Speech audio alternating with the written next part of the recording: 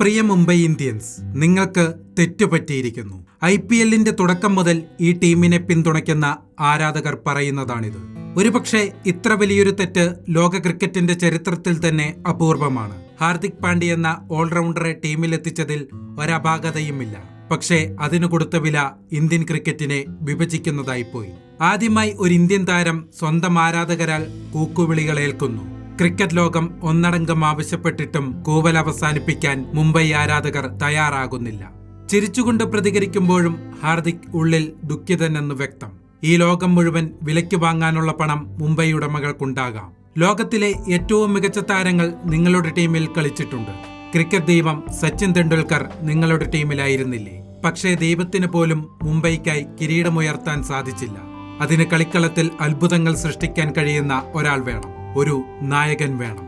വിരാട് കോഹ്ലി എന്ന രാജാവിന് കപ്പുയർത്താൻ ഇതുവരെ കഴിഞ്ഞിട്ടില്ലെന്ന് മുംബൈ ഉടമകൾ കണ്ടിട്ടില്ലേ? IPLലെ ആദ്യ 5 സീസണുകളിൽ കപ്പുയർത്താൻ മുംബൈ ഇന്ത്യൻസിനും കഴിഞ്ഞിട്ടില്ല. പക്ഷേ ആ നായകന്റെ കടന്നുവരവോടെ മുംബൈ കപ്പുകൾ ഉയർത്തി തുടങ്ങി.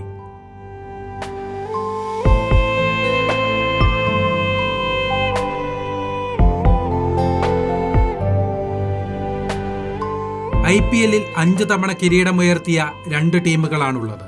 അതിലൊന്ന് സാക്ഷാൽ മഹേന്ദ്ര സിംഗ് ധോണിയുടെ ചെന്നൈ സൂപ്പർ കിങ്സ്. അതിനൊപ്പം നിൽക്കാൻ മുംബൈ ഇന്ത്യൻസിന് കഴിയുന്നില്ലേ?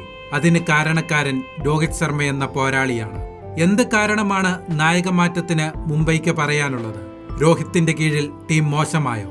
അത് ആവർത്തിച്ചു ചോദിച്ചിട്ടും മാർക്ക് ബൗച്ചർ വാ തുറന്നില്ലല്ലോ. ചെന്നൈ സൂപ്പർ കിങ്സിനെതിരെ രോഹിത് ഒറ്റയ്ക്ക് പോരാടി. അയാൾ ക്രീസിൽ നിൽക്കുമ്പോഴെല്ലാം മുംബൈക്ക് വിജയപ്രതീക്ഷയുണ്ടായിരുന്നു. പക്ഷേ ചെന്നൈയെ ജയിപ്പിക്കാൻ അവിടെ ഒരാൾ ഉണ്ടായിരുന്നു.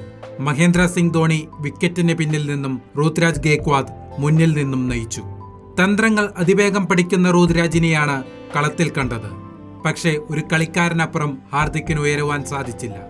ഇനിയൊരു തിരിച്ചുവരവിന് സാധിക്കണമെങ്കിൽ മുംബൈ തെറ്റുതിരുത്തണം. അല്ലെങ്കിൽ നീങ്ങുന്നത് സമാനതകളില്ലാത്ത തകർച്ചയിലേക്കാവും.